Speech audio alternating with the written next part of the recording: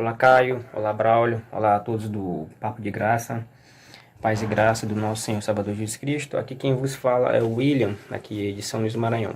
Bom, eu já lhe acompanho há alguns meses e tenho feito agora, lido agora o Evangelho de Carreirinha, que tem me ajudado bastante, tem me ajudado a compreender alguns assuntos da palavra de Deus, da Bíblia como um todo, vamos dizer assim. E recentemente eu saí de uma denominação pentecostal, eu e minha esposa, e por acho que 11 anos ou 12 anos eu frequentei essa denominação. E lá eles têm um costume de dizer, sempre o ancião, a pessoa que atende o culto, eles dizem que é errado a pessoa estudar a palavra, é errado trazer uma palavra de casa para ser pregada num dia, na hora lá, porque eles têm aquele jargão de dizer que a palavra é um pão quentinho que tem que ser revelada na hora. E eu queria saber da sua opinião, se isso realmente bate com os evangelhos, se isso realmente bate com as escrituras, da palavra ser revelada. E será que isso é algum erro de uma pessoa que leva o evangelho, que prega o evangelho, de ele não estudar?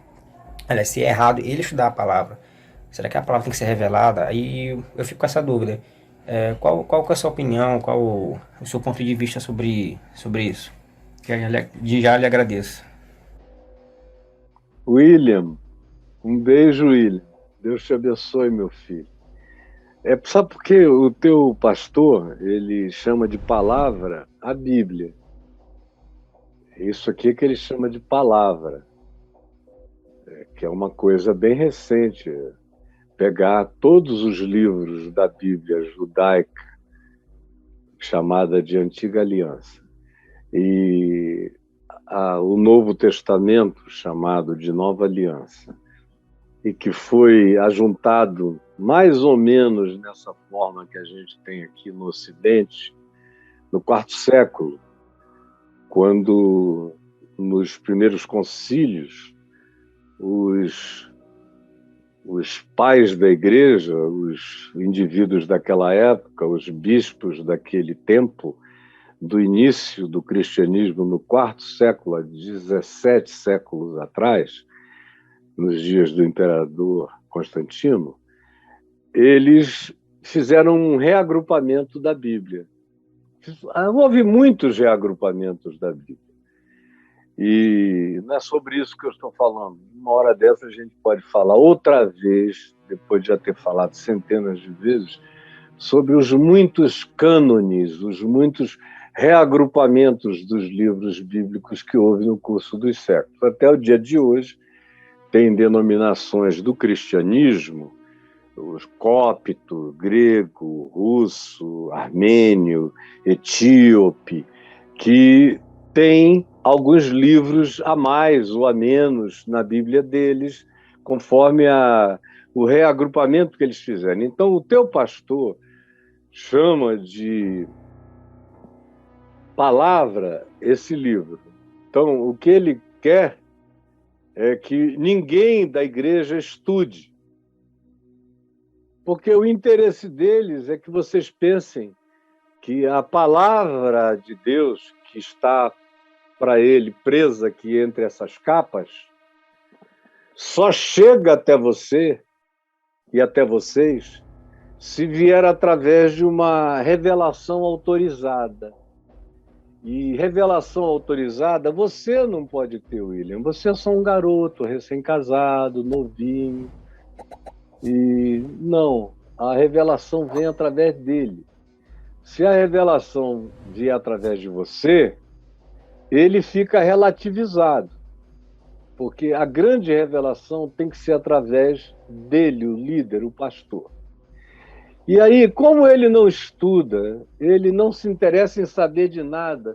Quem tem livro, quem lê livro, quem pesquisa, quem faz isso tudo, para ele é carnal. É um cara carnal. Se eu chegar e eu pegar e vamos ler aqui a teologia do Velho Testamento. Tem um monte de livros aqui sobre teologia do Velho e do Novo Testamento. Aí você vier e pesquisar, ou vou ler esse livro aqui sobre o Eclesiastes, que é do meu querido amigo Jacques Ellul. E não vamos ler nada disso, nem nem vamos pesquisar, porque quem faz isso está na carne, não recebeu do Espírito aquela palavra, tá? É um carnal.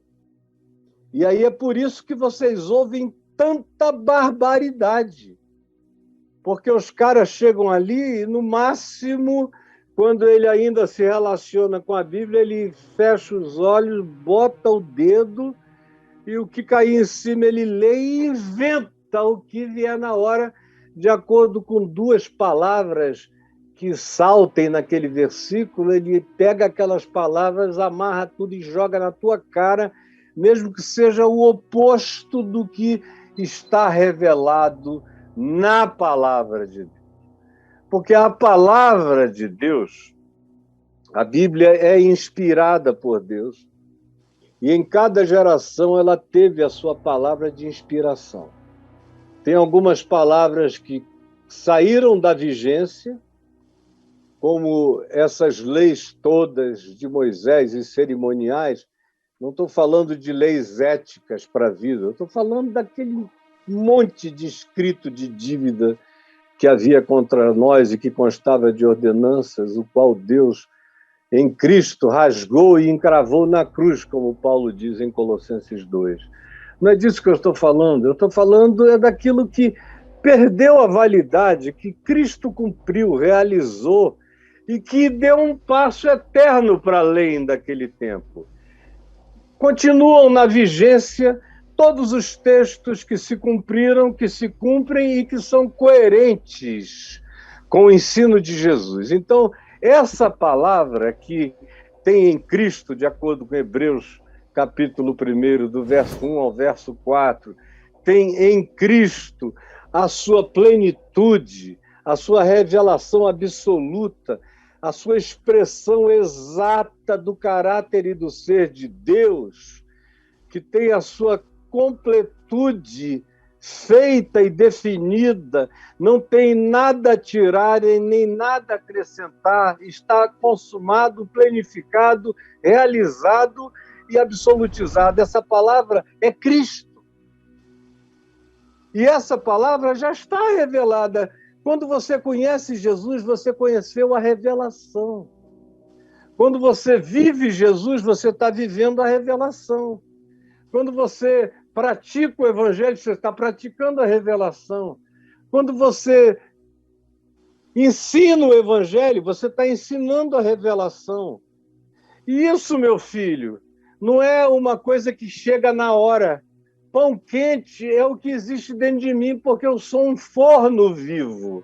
Tem pão quente em mim o dia inteiro. Não é um instante.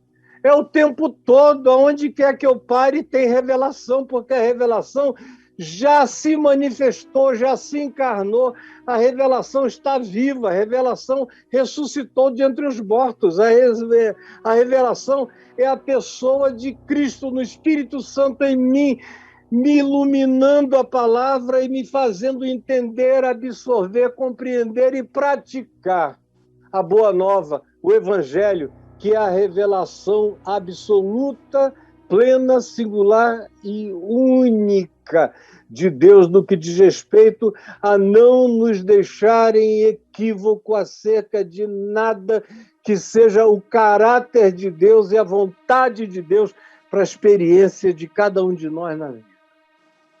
Então, revelação, quem tem Jesus tem revelação quente o dia inteiro. Jesus em mim é o pão da vida, não é pão do dia de ontem. Até porque a imagem do pão da vida é aquela imagem do maná. É mais que o maná, mas se inspirou no maná, que é o pão vivo que cai do céu, não era o de Moisés, que no dia seguinte estava podre. Aquele maná que caía no deserto só servia para menos de 24 horas. No dia seguinte, se alguém guardasse uma porção, por não acreditar que no dia seguinte teria mais, que a providência e a provisão de Deus não cessariam, se alguém guardasse, no dia seguinte, a cesta estava cheia de bicho, de verme, apodrecia. era o pão nosso de cada dia, que Deus nos dá hoje. Não como o maná de Moisés que apodrecia. Ele nos dá hoje esse pão que não fica borulento, que não fica pão duro, que é pão de hoje, é pão de sempre, é pão da vida, é pão eterno, é pão da vida eterna, é pão da alegria que se renova pela fé todo dia no Senhor Jesus. Então, graças a Deus você saiu desse lugar onde você era mal educado, mal instruído e só iria lhe fazer mal, e você iria envelhecer com a sua mulher um homem velho e ignorante do Evangelho, da palavra e da compreensão. Você está aí no Maranhão?